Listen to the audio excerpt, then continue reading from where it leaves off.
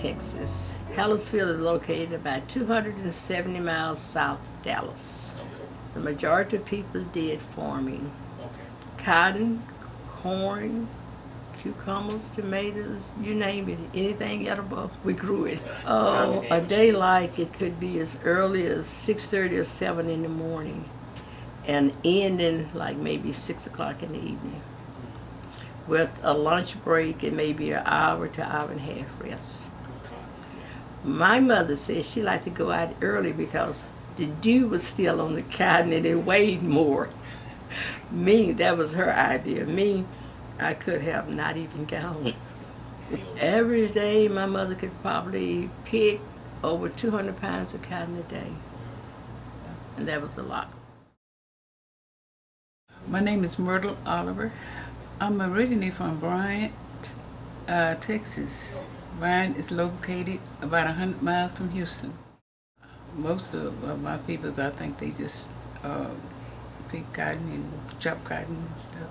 When I left Bryant, I was 9 years old. So I grew up in Lubbock. And, you know, the white people, it was segregated then. The white people had buses to take their children to school from the country, you know. And so we had to stay in the country until we got able to go to town. So when my mother, we moved in town, we was big children, you know, like, you know, small grade. And so we just moved from, just put ourselves in the second grade. Because we just started school when we left Brad, but I put ourselves in the second grade when we moved to town.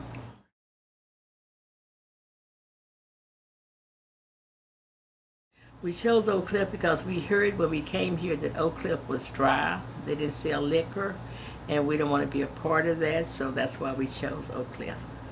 When we moved here in 1964, it was very few blacks here, and everyone else was Caucasian, so after being here and around them for a while, they slowly moved away. When we left South Dallas, we moved to West Dallas Project. And we stayed in West Dallas for 9 years. Then we moved to Oak Cliff, bought a home, 1967. And that's where I've been ever since. Well, I like it because it was, like she said, wasn't a whole lot of alcohol and stuff sold in Oak Cliff.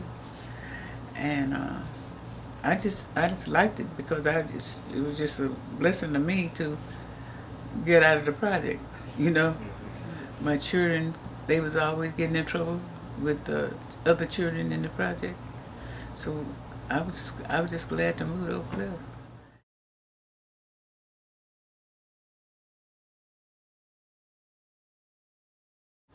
I think it was one or two black families on my street.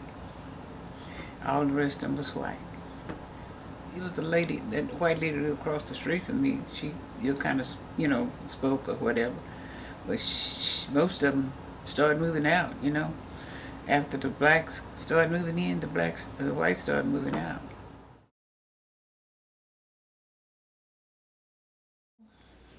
I'd say about maybe 5 years, maybe a little longer, about 5 or 6 years.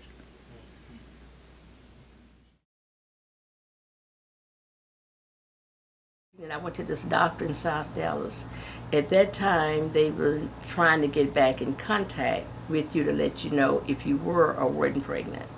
This particular family, back there then, you had crisscross directory. If I'm at 1038, the neighbor's 1039, you could dial 1039 and get information to 1038. So this doctor couldn't reach me. He had lost my number.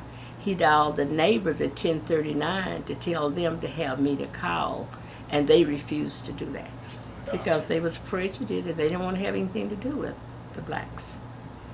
Yes. And so how long after do you think you saw the neighborhood change to predominantly black families after you moved into the neighborhood? Probably within a year.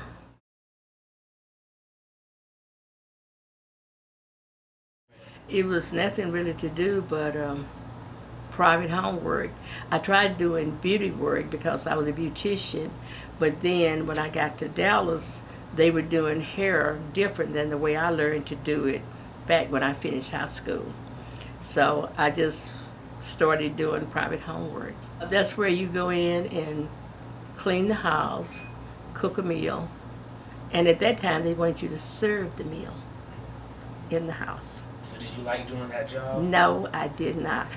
I didn't like doing things for people that could do things for themselves, and I just didn't like the way they had us working, to serve them. I just never liked that. I never did. Still don't.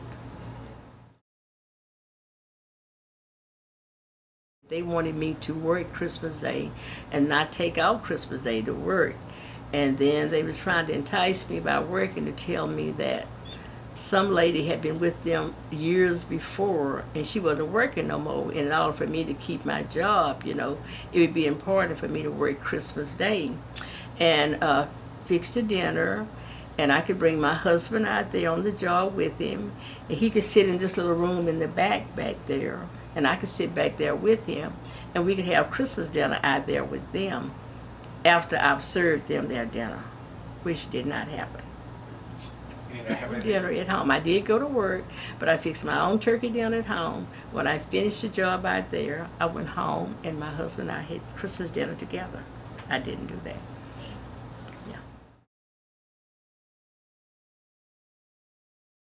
It was some places that we couldn't go. I think they had segregated movies, like you go in the movie, they had one section for white and one section for the black. Work, I had children and I didn't even try. Because, and then when, because it costs so much to get a babysitter, or take your children to, to somebody to keep it, and so it didn't pay. So only person we're working was my husband and my family. And then after my children started to school, then I started trying to work a little bit. I worked in, like I said, in private home a couple of days a week. And that was about it. The only thing we did was just wash, cook, kept the children. I had worked for a lady, I don't know how long, but anyway, she was a good lady. She was really good. They're good to me now. I started working for her when she had one child and it was 9 months old. And then she had another child, which was a boy, and it was a boy and a girl. So I mostly raised them, to tell you the truth. And that's the way they look at me now, as I raised them. And I still hear from them. And that's been years ago. They done moved. She moved to North Carolina. So they came down, about 6 months ago. And they came to see me, taking me out to eat and all that. So they was really good, They were, I guess, a little prejudiced too, but they, back in then, but they treated me nice. And everywhere they would take me, and when it was purgative, I'd go in the restaurants with them, and I'd sit with them. So they didn't bother me, because I was with them.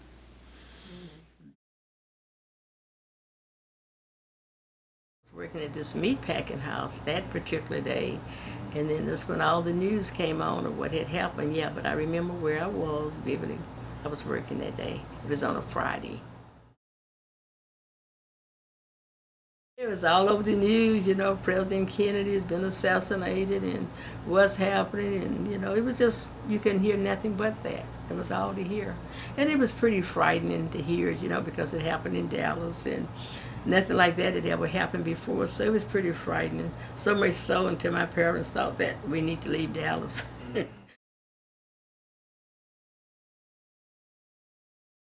Fascinating. I remember them not wanting to give off the day, because we wanted to take the day off, the day of his funeral.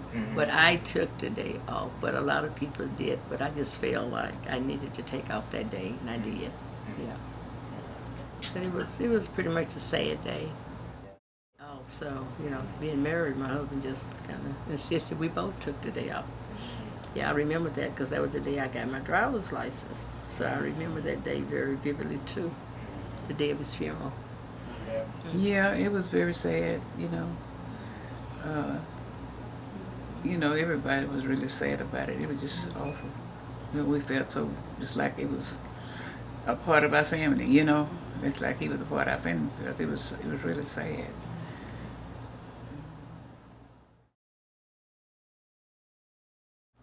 Because the Lord is my shepherd, and I have everything I need. He lets me rest in his meadow's grass, and he leads me beside the quiet stream.